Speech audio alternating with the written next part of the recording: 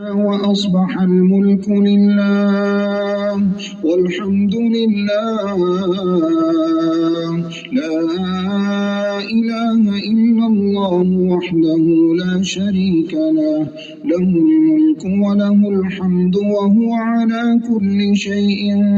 قدير رب أسألك خير ما في هذا اليوم وخير ما بعده وأعوذ بك من شر ما في هذا اليوم وشر ما بعده رب أعوذ بك من الكسل وسوء الكبر رب أعوذ بك من عذاب في النار